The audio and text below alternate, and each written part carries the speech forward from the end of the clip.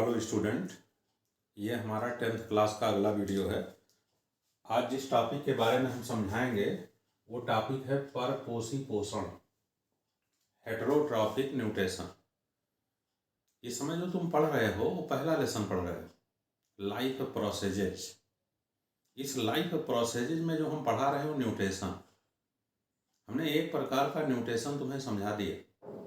कौन सा प्रकार समझा दिया? ऑटोट्रॉफिक न्यूट्रिशन, स्वयं पोषी पोषण, बहुत डिटेल कर दिए अपने वीडियो में।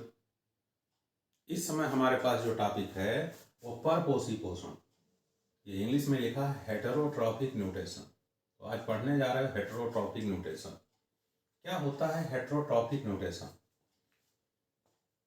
पोषण की वो विधि जिसमें जीवधारी ऑर्गेनिज्म किसी दूसरे के ऊपर डिपेंड होता है अपने भोजन के लिए, यानी अपना भोजन वो स्वयं सिंथेसाइज नहीं कर पाता है, संश्लेषित नहीं कर पाता है, वो किसी दूसरे सोर्स से भोजन प्राप्त करता है। अगर इस प्रकार का पोषण कोई जीवधारी प्राप्त कर रहा है तो उसे हम परपोषी पोषण कहते हैं, हेटेरोट्रॉफिक न्यूट्रिशन कहते हैं। ये परपोषता, हेटेरोट्रॉफिज्म कई प्रकार की होती, जैसे मृतोपजीवी पोषण, जैसे परजीवी पोषण, जैसे जंतु संपोषण holozoic nutrition, saprophytic nutrition, parasitic nutrition, holozoic nutrition. ये 3 प्रकार के होते हैं, जैसा कि ये बोर्ड पर हमने लिख करके तुमको समझा दिया। इसमें से मृतोपजीवी सेप्रोफाइट न्यूट्रिशन क्या है, यानी मृतोपजीवी पोषण किसे कहते हैं? इसमें है क्या, जो जीवधारी होते हैं वो मृत पदार्थों से अपना भोजन लेते हैं, डेड ऑर्गेनिक मटेरियल से अपना भोजन लेते हैं, ये इनका फूड। ये वास्तव में कवक होते हैं, फंजाई होते हैं। जैसे ये मशरूम होता है, जैसे ये मोरल्स होते हैं, जैसे ये मोल्ड्स होते हैं, जैसे ईस्ट होता है। ईस्ट एक कोशिकीय कवक है, सिंगल सेल से बना, मानव के लिए बड़ा उपयोगी मृतोपजीवी है, डेथ मटेरियल से अपना भोजन लेता है। जैसे तुमने देखा होगा डेथ मटेरियल पर उगने वाला एग्रीकस, जिसे आम भाषा में मशरूम कहते हैं, ये है छाते रूपी रचना, छत्रक रूपी रचना। ये फंगस है, फंजाई है, ये डेथ मटेरियल से अपना भोजन एब्जॉर्ब कर रहा है। अगर डेथ मटेरियल से अपना भोजन एब्जॉर्ब कर रहा है तो हम इसे मृतोपजीवी या सेप्रोफिटिक न्यूट्रिशन कहते हैं। क्या करता है ये जीवधारी? अपनी सेल से एंजाइम निकालता है और बाहर ही डेथ मटेरियल के अंदर पाए जाने वाले कार्बनिक रसायन को पचा देता है। हम ऐसे पाचन को एक्सटर्नल डाइजेशन कहते हैं। तो ये एक्सटर्नल डाइजेशन कर रहा है और एक्सटर्नल डाइजेशन करके भोजन का पाचन करके उस भोजन को अपने अंदर एब्जॉर्ब कर रहा है। एक तरीके से ये हमारे प्रकृति के बहुत अच्छे सफाई कर्मी होते हैं, ये स्कैवेंजर्स होते हैं, यानी डेथ मटेरियल को ये पूर्ण रूप से एब्जॉर्ब कर लेते हैं, अपघटित कर देते हैं, डिग्रेड कर देते हैं और उसको एब्जॉर्ब करके वो अपने लिए न्यूट्रिशन के रूप में उपयोग कर लेते हैं और डेथ मटेरियल से हमारी ये पृथ्वी इन्वायरमेंट छुटकारा पा जाती। तो ये हमारे इन्वायरमेंट के बहुत ही अच्छे सफाई कर्मी।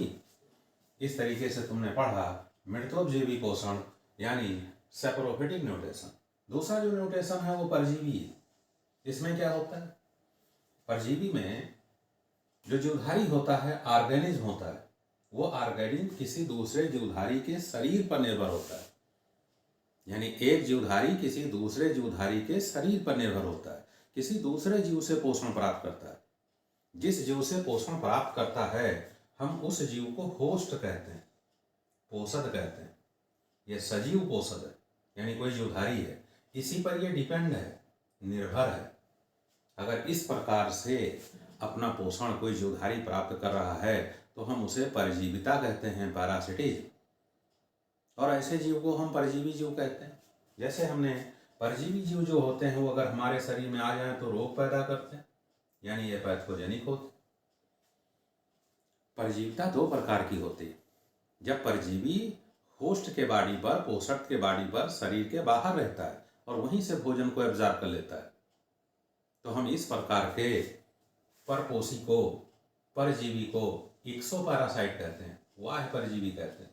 जैसे लीच, जोंक, तुमने देखा होगा जोंक नदियों में पाए जाते हैं, तालाबों में पाए जाते हैं, पशुओं के शरीर पर चिपक जाते हैं और उनसे रुधिर एब्जॉर्ब करते हैं। यानी ये वाह परजीवी, जैसे मॉस्किटो मच्छर, विशेष करके मादा मच्छर। तुमने देखा होगा कि जो मादा मच्छर होती है वो मानव के शरीर को काटती है और ब्लड का को सक कर लेती है, चूस लेती है। इस तरीके से ये वाह परजीवी, अस्थायी परजीवी, टेम्पोररी पैरासाइट। जैसे पौधा हमने बोर्ड पर लिखा है कसकुटा, हम इस कसकुटा को अमरबेल कहते हैं। प्रायः तुमने देखा होगा कि कुछ पौधे के बाड़ी पर ऐसे पीले रंग की डोरी जैसी रचनाएं चिपकी होती। अब देखो ये दूसरा पौधा है, ये होस्ट है, और इस पर चिपका हुआ ये अमरबेल है, ये पैरासाइट है। ये क्या करता है अमरबेल? ये अपने बॉडी से ऐसे छोटे छोटे स्ट्रक्चर बनाकर होस्ट के बॉडी में एंट्री कर देता है और होस्ट की सेल से भोजन का एब्जॉर्प्शन कर लेता है। यानी ये वाह्य परजीवी है, इक्टोपैरासाइट। ये पौधों में परजीविता का अच्छा उदाहरण। ऐसे होते हैं इंडोपैरासाइट, आंतरिक परजीवी। ये पोषक के शरीर के भीतर रहते हैं, ये बड़े हानिप्रद होते हैं। ये जिस पोषक के अंदर रहते हैं उसको नुकसान पहुंचाते हैं और उसके शरीर के अंदर रहने के लिए इनकी शरीर अनुकूल होती और उनसे ये भोजन एब्जॉर्ब कर लेते हैं। हम इनको इंडोपैरासाइट कहते हैं। जैसे प्लाज्मोडियम है, इसे मलेरिया रोग मानव में होता है। ये ट्रिप्नोसोमा है, इसे स्लीपिंग सिकनेस रोग मानव में होता है। ये लेशमैनिया है, इसे काला अजार रोग मानव में होता है। ये टीनिया है, इसको टेप वर्म कहते हैं, मानव के आंत में परजीवी है, इंटेस्टाइन में परजीवी है, टीनेसिस नामक रोग उत्पन्न करता है। ऐसे एस्केरिस है, इसे राउंड वर्म कहते हैं, ये भी मानव के आंत में परजीवी। जैसे बोर्ड पर हमने एस्केरिस बना रखा है, ये मेल एस्केरिस है, ये फीमेल एस्केरिस है। ये दोनों मानव के इंटेस्टाइन में पाए जाते हैं और इंटेस्टाइन में पचे पचाए भोजन को ये खाते हैं। अपनी संख्या बढ़ाने के लिए लैंगिक जनन करते हैं, अंडे देते हैं। ऐसे अंडे मानव के मल के साथ मिट्टी पर आ जाते हैं। ऐसे मिट्टी से अंडे उड़ करके हमारे भोज्य पदार्थ पर पहुंचते हैं। जब हम ऐसे संक्रमित भोज्य पदार्थ को खाते हैं तो एस्केरिस का हमारे बॉडी में संक्रमण हो जाता है, इसे एस्केरिसिस रोग होते हैं। ये देखो बुचरेरिया है, इसे फाइलेरिया वर्म कहते हैं। ये सब कैसे हमारे बॉडी में पहुंचते हैं? ये सब वाहक से पहुंचते हैं। ये जो फाइलेरिया वर्म है, इससे हमारे बॉडी में फाइलेरिया नामक रोग उत्पन्न होता है। जब फाइलेरिया रोग बढ़ जाता है तो हमारे पैर हाथी जैसे मोटे हो जाते हैं। इस प्रकार के रोग को एलिफेंटाइसिस कहते हैं। कुछ लोगों में तुमने देखा होगा उनके पैर काफी मोटे होते हैं, जैसे हाथी का पैर होता है। वो संक्रमण क्या है? बुचरेरिया का संक्रमण है। ये जो तीनों तुमको दिखाए गए हैं परजीवी, ये निमेटोड्स हैं, और ये जो 3 परजीवी दिखाए गए हैं ये संघ प्रोटोजोआ के एक कोशिकीय जीवधारी। देखो ये सब मानव के अंदर परजीवी और मानव के अंदर रोग पैदा करने का काम कर रहे हैं।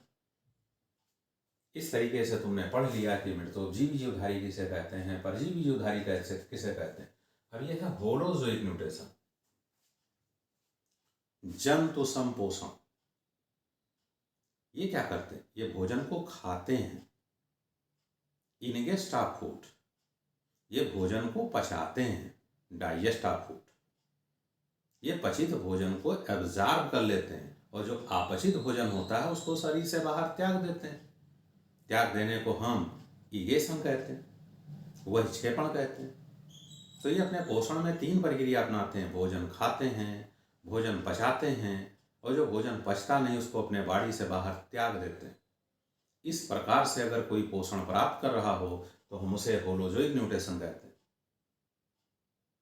अब उसमें जीवधारी अगर केवल पौधों के ऊपर निर्भर है, पौधों को खाता है और उससे भोजन प्राप्त करता है, तो हम उसे हर्बीवोरस शाकाहारी कहते हैं।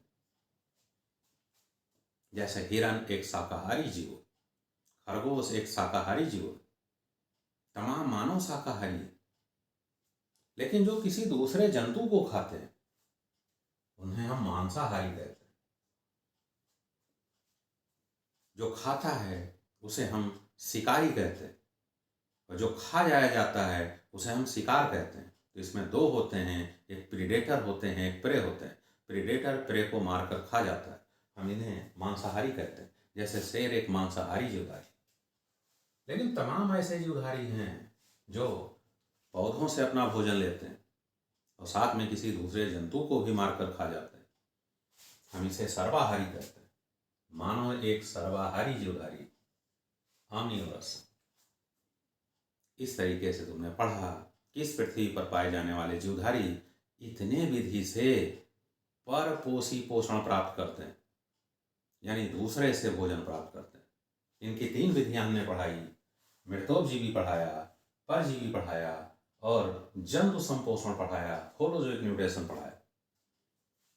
अब हमें तुम्हें 2 प्रकार के जीवधारियों में पोषण की डिटेल विधि समझाएंगे। एक कोशिकीय जीवधारी अमीबा में और एक बहुत ही विकसित जीवधारी मानव में। इन दोनों में पोषण किस प्रकार से होता है, भोजन कैसे खाते हैं, कैसे पचाते हैं और अपचित पदार्थ को कैसे त्यागते हैं, हम इनका डिटेल अध्ययन करेंगे। लेकिन ये अध्ययन हमारा अगले वीडियो में आएगा। वीडियो देखोगे, इसको शेयर करोगे, जिससे तमाम लोगों के पास ये पहुंचे और बच्चे इसका अच्छा लाभ उठा सकें। चलो मिलते हैं अगले वीडियो में। Thank you.